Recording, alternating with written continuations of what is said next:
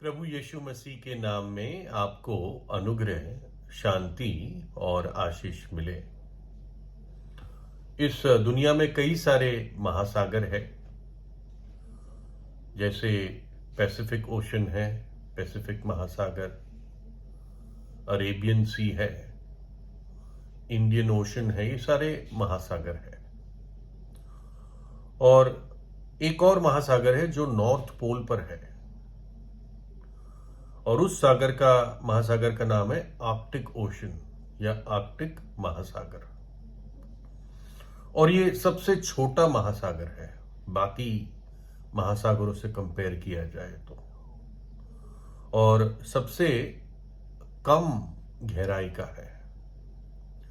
लेकिन फिर भी देखा जाए तो इसका जो एरिया है ये 1.4 करोड़ किलोमीटर स्क्वायर का है, और जबकि ये छोटा है। यानी हम अंदाजा लगा सकते हैं दुनिया में कितना सारा पानी है ना। 75% जनरली माना जाता है कि पृथ्वी पानी से ही कवर्ड है,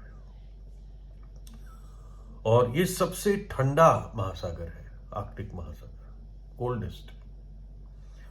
बताते हैं कि 2013 से 2019 इस 6 साल के पीरियड में इस महासागर से लगभग 1400-1500 जहाज गुजरे, इससे ज्यादा नहीं, है ना। मतलब 2019 तक 1628 आंकड़ा था, यानी लगभग 1500 आप मान लीजिए टोटल। मतलब 6 साल में सिर्फ 1500 जहाज यहां से निकले। और ऐसा भी नहीं है कि ये इस महासागर में कहीं भी जहाज जा सकता है, इनके बकायदा डिफाइंड रूट्स होते हैं, पथ होते हैं, ताकि जो पानी पिघला हुआ पानी है उसमें से ही जहाज जा सके। लेकिन करीब 125 या 150 साल पहले एक ऐसा जहाज मिला जो आर्कटिक महासागर के बर्फीले पर्वतों के बीच में था, जिसको आइसबर्ग कहते हैं, जो पहाड़ पानी के नीचे होते हैं। तो उन आइसबर्ग्स, उन बर्फीले पहाड़ों के बीच में एक जहाज मिला। और जब लोग गए उस जहाज में, मतलब किसी और जहाज वहां पहुंचा होगा और उस जहाज से इस जहाज में गए जो यहां पर पड़ा हुआ था, तो देखा कि जो उस जहाज का कप्तान था, कैप्टन था, वो अपनी जगह पर ही बैठा और पूरा बर्फीला हो चुका था, फ्रोजन हो चुका था। जैसे आप फ्रिज में कोई चीज, दूध रख देते हैं फ्रीजर में और कैसे वो पूरा जम जाता है, या आप कोई आइसक्रीम रख देते हैं तो उसका जो पूरा पैकिंग है वो बर्फीला हो जाता है, तो वैसे ही ये कप्तान पूरा बर्फीला हो गया था। और उसके सामने उसकी लॉगबुक थी, जैसे कोई एंट्री कर रहा था वो।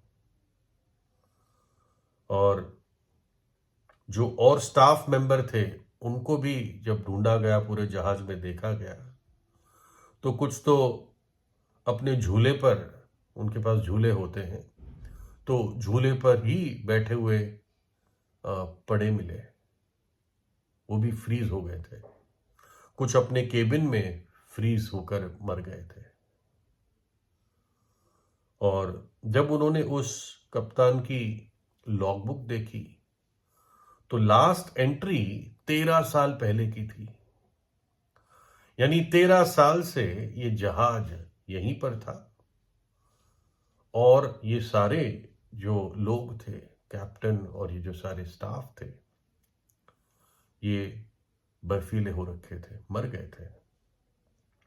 ऐसा लग रहा था कि उन बर्फीले पर्वतों के बीच में एक तैरता हुआ कब्रिस्तान था, और बर्फीले स्टाफ से, कप्तान से वो मैनेज हो रहा था। खैर, ये तो कहने की बात है, लेकिन वो सब मर चुके थे। और दूसरी अजीब बात ये थी कि उनके शरीर सड़े नहीं थे, क्योंकि इतनी ठंड थी।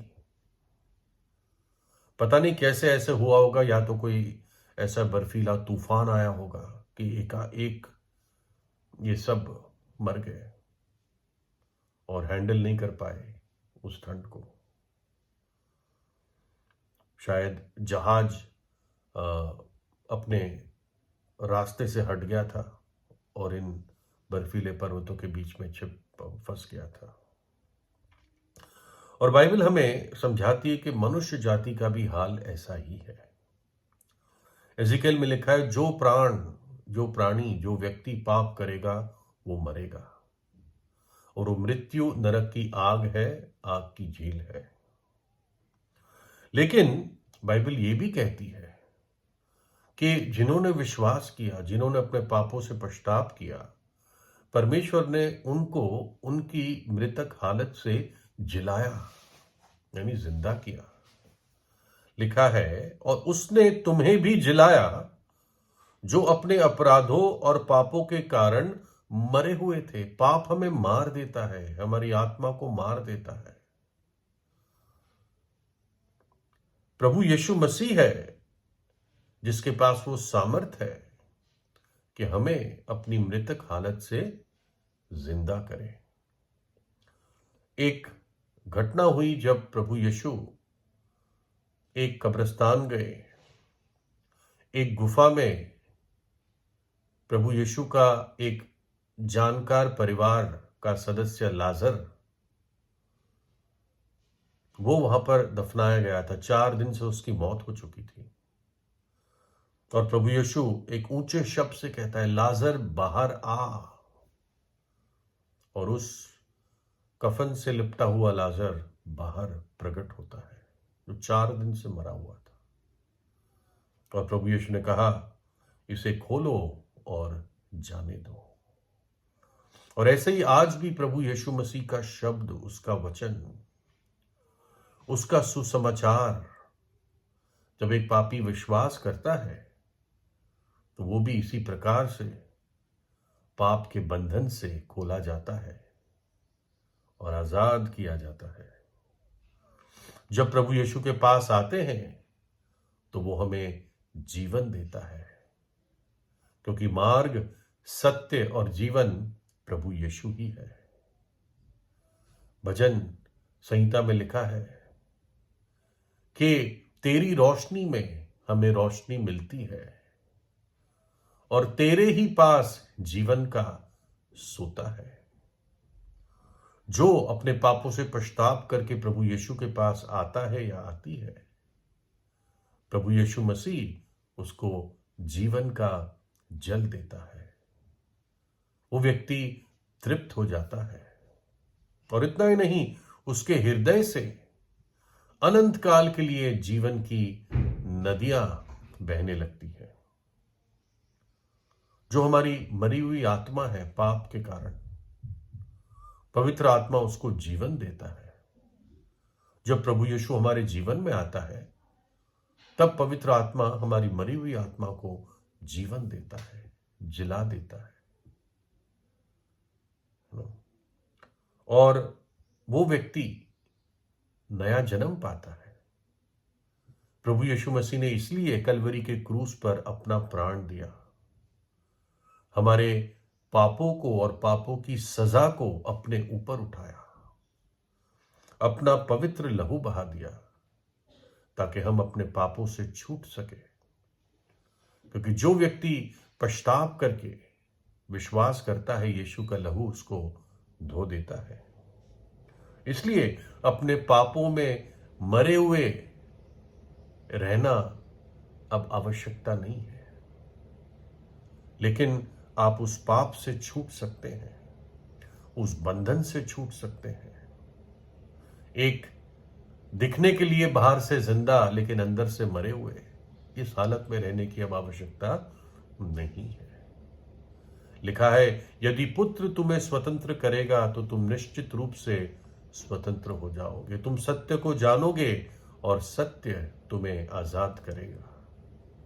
प्रभु यीशु ही मार्ग, सत्य और जीवन है। और वो तभी जीवन में आता है जब हम अपनी इच्छा से उसको अपने हृदय में बुलाते हैं। प्रभु यीशु धर्म बनाने नहीं आया, वो पापियों का उद्धार करने के लिए आया। वो जगत का उद्धार करता है, वो तारणहार है, वो मुक्तिदाता है, वो सच्चा मृत्युंजय है, राजाओं का राजा है, प्रभुओं का प्रभु है, राज्यों राज्यों की वो अभिलाषा है, वो शांति का राजकुमार है, वो 10,000 में सुंदर है, वो अद्भुत है, युक्ति करने वाला है, पराक्रमी परमेश्वर है, अनंत काल का पिता है। जो वो शांति देता है उसका कोई अंत नहीं है। तो प्रभु यीशु को अपने हृदय में बुलाए। प्रभु यीशु आपको आशीष दे।